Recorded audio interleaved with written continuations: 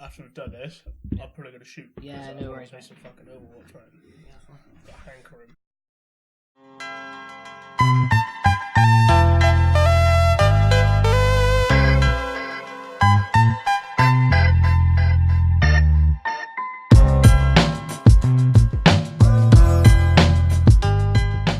Welcome to the PIXI Game Podcast, your place for in-depth breakdowns of characters, video games themselves, and how they make me, my guests, and all of us feel. And welcome to the brand new audio-only podcast, which is called Games Forever in the Memory. And it's basically a podcast about specific games that stick with specific people. Because I've just noticed as I've been doing these podcasts that people tend to have certain games that they're really into, whether that be more than one.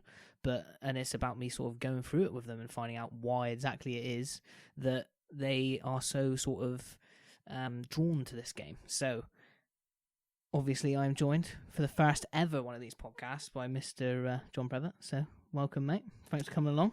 Yeah, thank you very much. Hi, guys. Today, we will be discussing one of John's favourite games, which is Rainbow Six Siege, which actually, strangely enough, before we continue, was the first game I ever saw you play.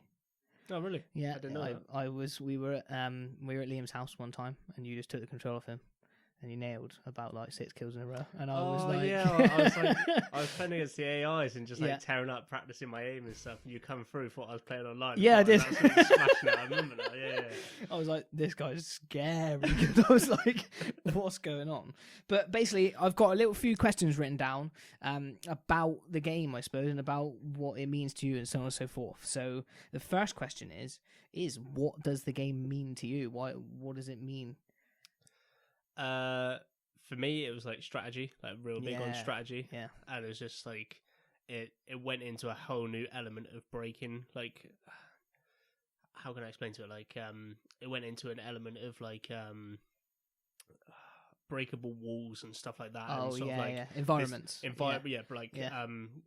More expandable on how they could breach, basically. Like the breaching capabilities of that game was just incredible, and they're still developing it now. It's just crazy. I remember from the trailer straight away, like the fact that you could just put something on a wall or kick your way through a window, like zip line down and literally kick your way into a window, or shoot open a bit of it and then like look in there and stuff like that. Like all the angles and stuff you could do was really, really interesting. Why did it hook you so much? What is it that's kept you playing all this time, mate? Did you play on release? I didn't actually. No. Okay. I actually got into it by Liam, actually. Okay. He suggested I should get it, and I gave it a blast, and I just did not put it down for months, like literal months as well. And I watched. So was it like Call of Duty before that? Yeah, I'd say so. Like, I was playing some other stuff as well, but yeah, I'd say I was playing a lot of GTA before that. But yeah, definitely Rainbow Six Siege sort of like picked up its place, and just that game got put down for a long period of time. So was it weird to transfer from the likes of Call of Duty, which is very arcadey and quick and stuff like that? Like, you feel very big and hefty and hunky in Rainbow Six. Yeah, but for me, like the real biggest difference was literally just one-shot headshot mechanics. So there was no room for error. You had to be precise with your shots, otherwise that was it. Game over. There is no respawn in this until the next round. Basically, it's like a more advanced search and destroy for me, basically. And like everyone knows, like the best players play search and destroy on COD. Yes, and that's it. Like they don't play TDM and stuff like that, they are on that game because it's one shot. And it's a true test of your skill, isn't it? To stay alive. You've got to be the best person, basically. Yes, to stay alive, but also do that. So, have you ever played like with a full team of people on mics and stuff like that? Oh yeah. If you don't have a 5-man, you may as well put the game away. You're probably not going to progress very well without a team. Oh, okay. Basically, like most people I know won't play without a 5-stack. Okay. So if you don't have a 5-stack of players, they generally won't play. Oh, fair enough. What's your favorite game mode on it? Casual's really fun, but the ranked aspect of it, they do sort of like special modes every now and then, but like the two primary modes are casual and ranked. So one is quite self-explanatory, it's casual basically, and you'll get people that do weird strats like Mother Duck, where basically one person becomes Montagne, which is like French for mountain.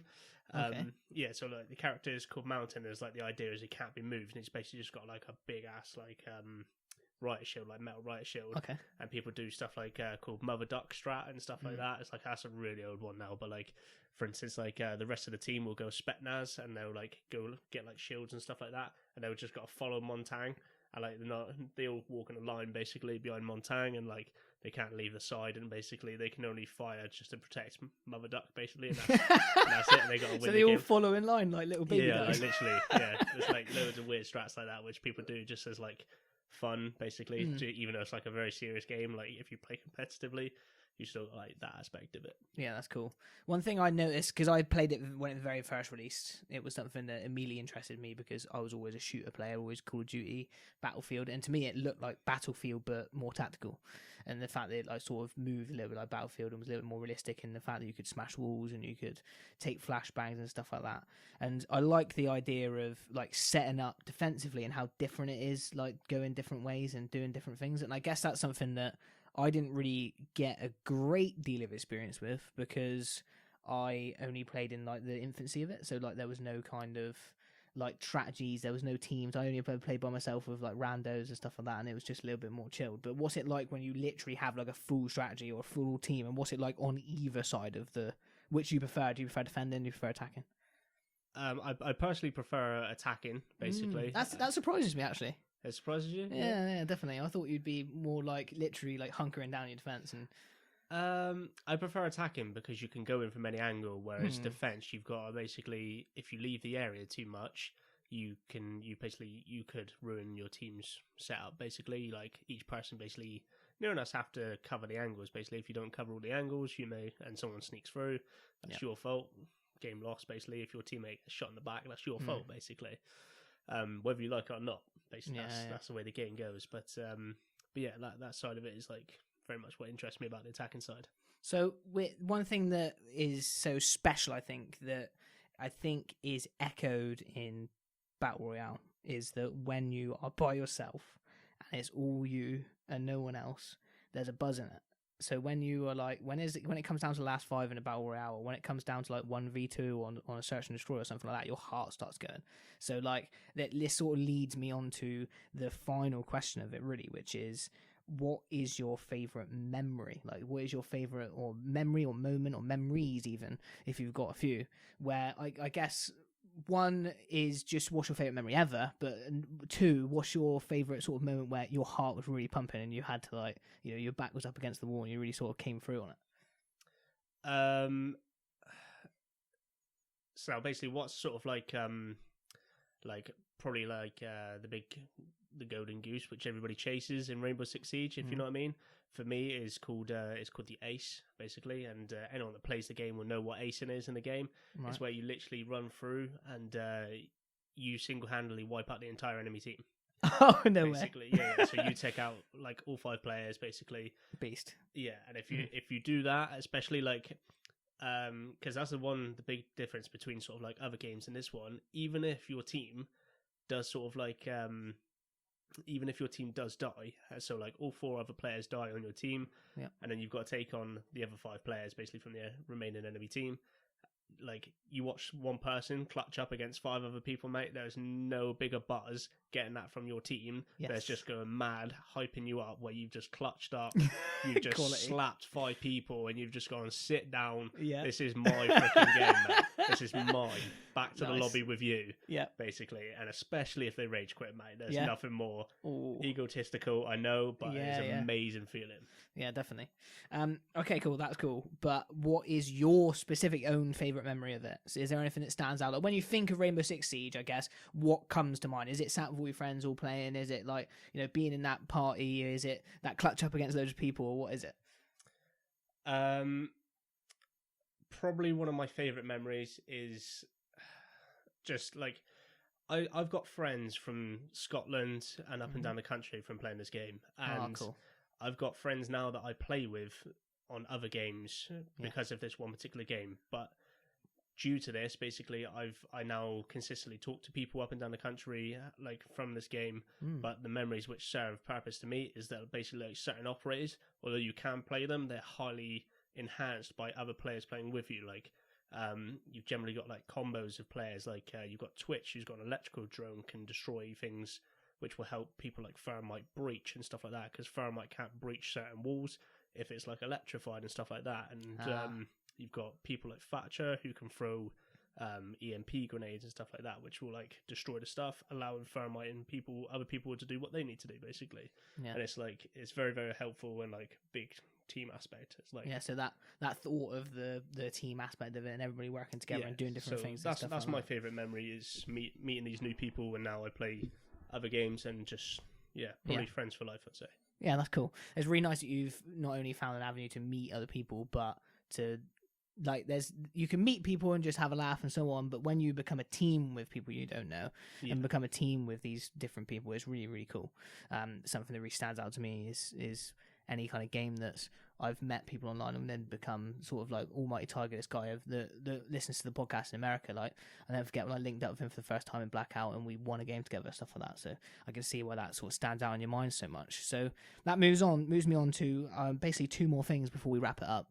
One is I'm going to try and do like an interesting fact about each game that I do. So this probably won't be your first time you come on. I'm sure I'll get you on for another game that you super, super into, maybe RuneScape. But I like to sort of I'm going to like to sort of put a little interesting fact in the end. So you will probably already know these things.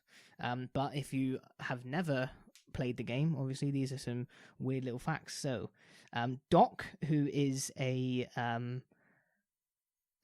operative, I'm assuming. Yeah, he's an operator, basically. Yeah. Can revive enemy players as well as friendly with his syringe gun. Yeah. No idea why you'd want to, though. I thought that was funny. Yeah, so like it's interesting you said that, because if you don't and you do want to go on casual and stuff like that, if you've never done it and you don't know that fact, it's basically a lot of like a big challenge is to actually down people, because if you knock people to a certain health, you get put in down but not out stage, and you can pick them back up off the ground with Doc Stim. But like the challenge of that is to literally down someone, pick them back up, and then still kill them before they kill you, because you still got the time switching back to your gun, because they get up the with true their gun. troll kind of thing. So it's like the ultimate troll, but the ultimate win. You know what I mean? Yeah, cool. Really, really humiliate them. Barricades can only be placed on doorways on a side that the defender is located. Pay attention to the panel direction to get a better idea of where enemies might be. You know, I didn't know that. Oh, really? No, I generally didn't know that. Thatcher's EMP grenade disables enemy holographic sites and removes pulse gadget ping, although pulse gadget still looks normal. And Jaeger's devices are selective. They will not all fire at the same singular grenade. Tested with all three devices on the same wall next to each other, tossing grenades next to them, only one device fired each time. Fun fact. So didn't know that either. There we are, a couple of little facts at the end, and I think what I will like to wrap up with is, if there are people listening, I'm assuming probably who have never played this game, I just want the person who's going to be my guest every time to sort of say why you think they should, or why they should have a crack, basically, obviously including myself maybe. Because it's a totally different change of pace to probably any other game you've played. There is, in my opinion, there is no game that is quite team-based as Rainbow Six Siege. Basically, you can be a solo player, but you've got to be incredibly good to get anywhere decent with it. But it's a game where you can meet new people, and you will challenge yourself if you stick to it, but you can also have some fun with it. But if you like a challenge, Rainbow Six Siege is where it's at. Yeah, perhaps when... is it on Game Pass? Potentially. They do free weekends quite often. Like, I was thinking when I get the Xbox, it might be worth me jumping on and having a crack with you. Yeah. Like they literally do free pass weekends, so people can just come on and sort of like don't have to buy it or whatever that weekend, but they get it for free for the weekend. And like it's really good for the community. It always boosts it up and revamps it. So like, and they're always updating the game as well, which is another reason why maybe you should jump into Rainbow Six Siege if you haven't. For sure. It's a well supported game. Yeah, and they don't seem to be bringing out a sequel. They just seem to keep sort of updating this. Yeah, they're pushing. Basically, like the name comes from like they took out sort of like Rainbow Six Siege. Obviously, I don't know where the Rainbow comes from the Rainbow Six games. Yeah, probably. Yeah. Well, obviously, that sort of like trilogy, Cornetto thing, whatever they're doing with that. But the actual Six part of it, Six Siege, was basically like the 6 primary sort of like teams throughout the world and stuff like that. That type of stuff of like SAS. I can't remember Spetsnaz, that type of stuff. Yeah. Basically, they took the SEALs, 6 from there. Navy SEALs, that yeah. type of stuff, and they're ever expanding it basically. Yeah, cool. Like using specialized terrorist groups basically, so not the terrorist groups themselves, but obviously the counter defendants, and that's what they're using to make all of the operators. And they were initially aiming for 50 operators basically, cool. And they're still growing. I think they've got like 20 odd now. Nice. Right, well, there we are. Rainbow Six Siege on the first ever PIXI Games Forever in the Memory. This will forever be in John's memory, and I'm sure we'll hear from John again. Thank you very much for coming on, mate.